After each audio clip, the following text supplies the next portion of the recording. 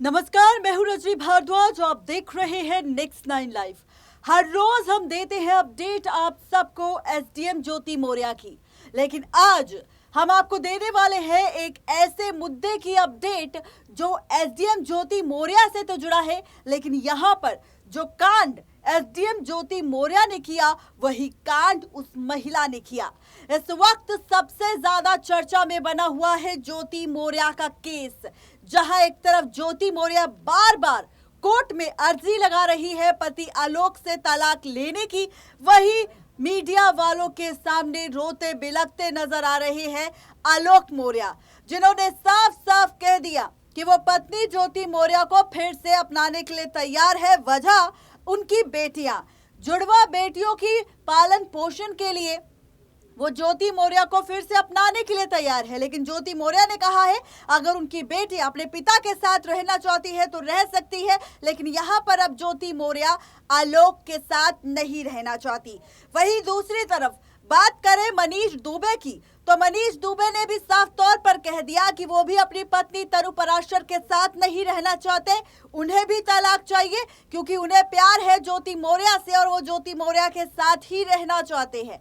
अब दोनों ने फैसला ले लिया है, एक तरफ ज्योति मौर्य और दूसरी तरफ मनीष दुबे फैसला ले चुके हैं कि पहले तलाक लेंगे और फिर शादी करेंगे। लेकिन जहां एक तरफ आलोक मौर्य पत्नी ज्योति को तलाक नहीं देना चाहता, वहीं तनु पराशर भी साफ साफ बोल चुकी है कि ये मैटर पति और पत्नी का है, हम आपस में सुलझा लेंगे, लेकिन मैं अपने पति मनीष दुबे को तलाक नहीं दूंगी। खैर, ये मामला है इस वक्त सबसे ज्यादा चर्चा में। ऐसे में एक और मुद्दा सामने आ चुका है, एक और मामला सामने आ चुका है उत्तर प्रदेश के बाराबंकी जिले से। जी हां, उत्तर प्रदेश के बाराबंकी जिले से भी एसडीएम ज्योति मौर्य जैसा एक और मामला सामने आया है। यहां पर शादी के बाद पढ़ लिख कर लेखपाल बनी एक महिला ने अपने किसान पति पर उत्पीड़न का आरोप लगाते हुए कोर्ट में तलाक का मुकदमा दाखिल कर दिया। पारिवारिक न्यायालय कोर्ट के प्रधान न्यायाधीश ने मामले की सुनवाई करते हुए पत्नी की तरफ से दाखिल तलाक के मुकदमे को आधारहीन बताते हुए मामले को खारिज कर दिया। आपको बता दें कि पति के अनुसार पढ़ने में रुचि देखते हुए उसने अपनी पत्नी को पढ़ाया और लिखाया। इस दौरान उसको अपनी जमीन भी बेचनी पड़ी, जिसके बाद उसका चयन लेखपाल के पद पर हो गया। चयन होने के कुछ दिन बाद उसने पति पर उत्पीड़न का आरोप लगाया और तलाक का मुकदमा दाखिल कर दिया। इसे न्यायालय ने खारिज कर दिया है। दरअसल यह पूरा मामला बाराबंकी के सथरिक थाना क्षेत्र के मोहम्मदपुर मजरे गल्हामाऊ गांव का है। यहाँ के रहने वाले अमरीश कुमार की शादी फरवरी 2009 को जैतपुर थाना के क्षेत्र याकुतगंज गांव के रहने वाले रामचरण की बेटी दीपिका के साथ हुई थी।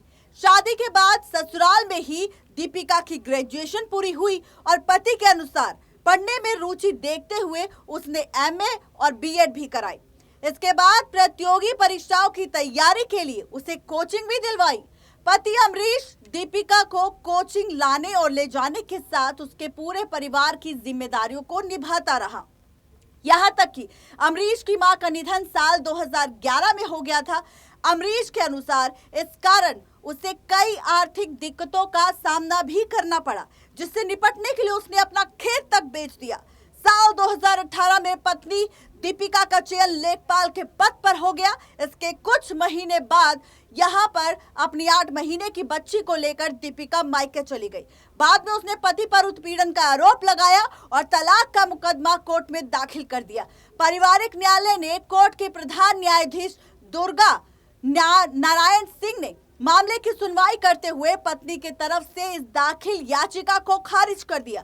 पति के अनुसार उसने दीपिका के साथ रहने पर और पारिवारिक जीवन के साथ गृहस्थी को बचाने के लिए कई बार उसके आगे मिन्नतें की, लेकिन उसने उन सभी प्रयासों को नजरअंदाज कर दिया।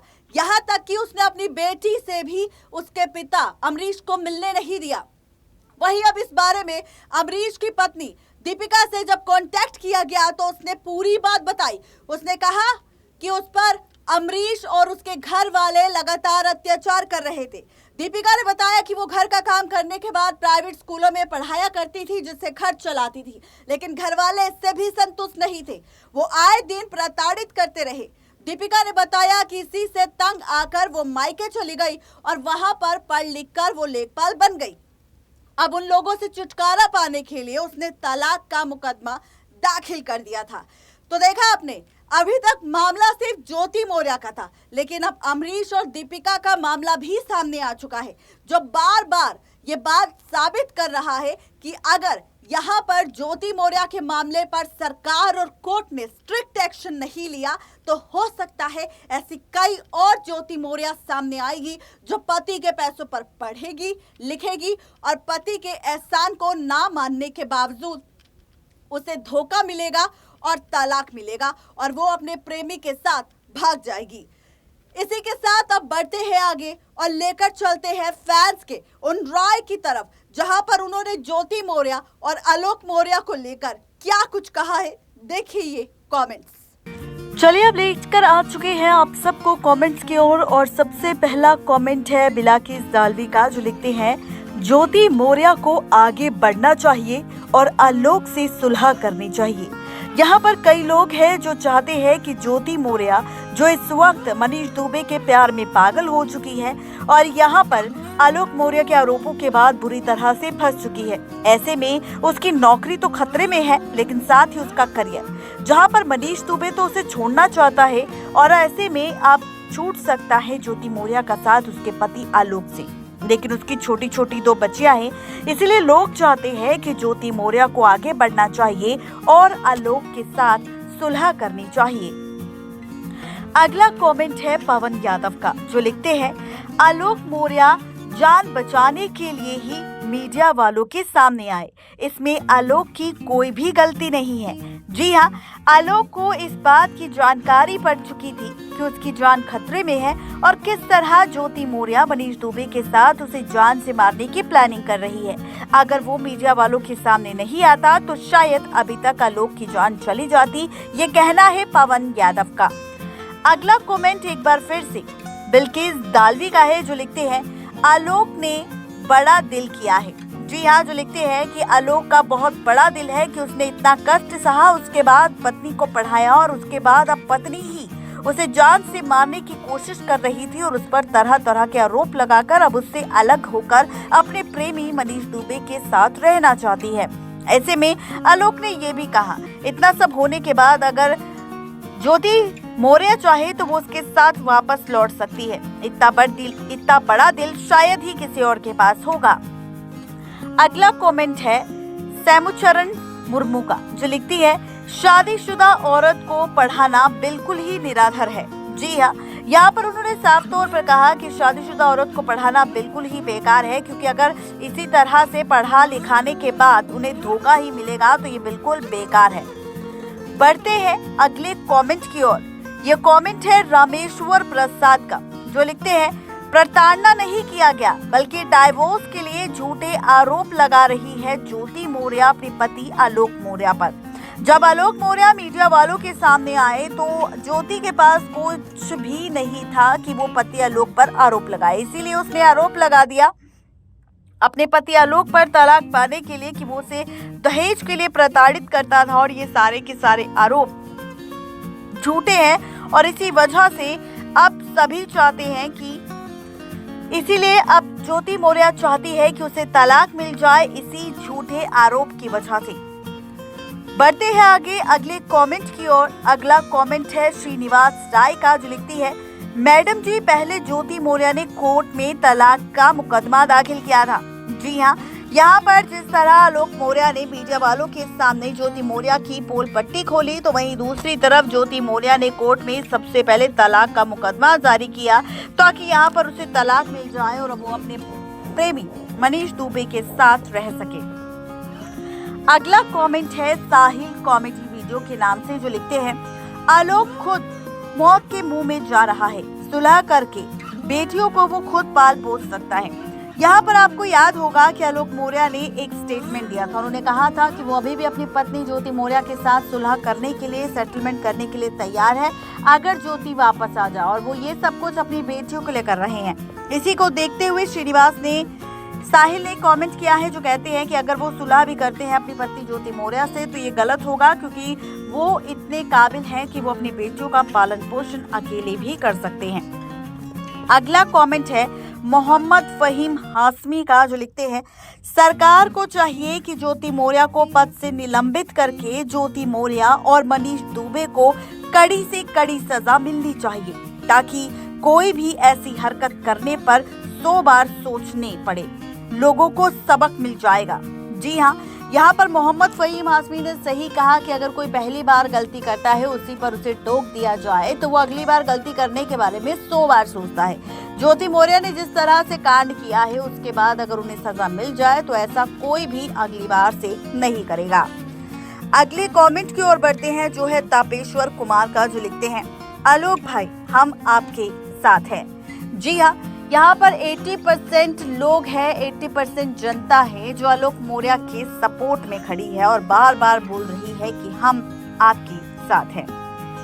इसी के साथ नेक्स्ट कमेंट है और आखिरी कमेंट ये है प्रियांशु कुमार का, जो लिखते हैं ज्योति मौर्य को सजा मिलनी चाहिए, ऐसा काम कोई भी भूल के ना करे, कानून के सामने ज्योति मौर्य को लाना चाहिए ताकि भारत के लोग देखकर बेटियों और पत्नियों और बहुओं को सबक दिखा सके। जी हाँ, उन्होंने साफ तौर पर कहा कि यहाँ पर उन्हें अदालत के सामने लाना चाहिए ताकि जितनी भी औरतें हैं, बहनें हैं या बहुएं हैं, उन्हें ये सबक मिल सके कि अगर वो भी अपने पतियों के साथ ऐसा कुछ गलत करेगी तो उन्हें किस तरह की सजा मिल सकती है। तो देखा आपने, ये थी आज की खास रिपोर्ट ज्योति मौर्य और आलोक मौर्य को लेकर। इसी के साथ आपको बताते चले कि इस वक्त सोशल मीडिया पर सबसे ज्यादा वायरल हो रही है खबर आलोक मौर्य के निधन को लेकर। दावा किया जा रहा है कि आलोक मौर्य ने इन विवादों से परेशान होकर अपनी जान दे दी, और जब आलोक मौर्य के निधन की, उसके हादसे की खबर सामने आई तो उसकी पत्नी ज्योति मौर्य को बड़ा झटका लगा। उसे ऐसा लगा कि अब वो बुरी तरह से फंस चुकी है, क्योंकि इसका इल्जाम भी ज्योति मौर्य पर लगेगा। अब जब ये खबर सामने आई तो हमने लिया फैसला सच जानने का। सच क्या है? सच ये है कि ये खबर पूरी तरह से झूठी है। जी हाँ, इस वक्त ज्योति मौर्य का नाम इतना ज्यादा सोशल मीडिया पर चल रहा है कि हर कोई ज्योति मौर्य के नाम का गलत इस्तेमाल कर रहा है, और ऐसे में कई ऐसी फेक न्यूज वायरल कर रहा है जिसकी जांच पड़ताल हम करते हैं और उसके बाद आप सबको सच के साथ रूबरू करवाते हैं। बताते हैं आप सबको कि आखिर इस खबर के पीछे की सच्चाई क्या है।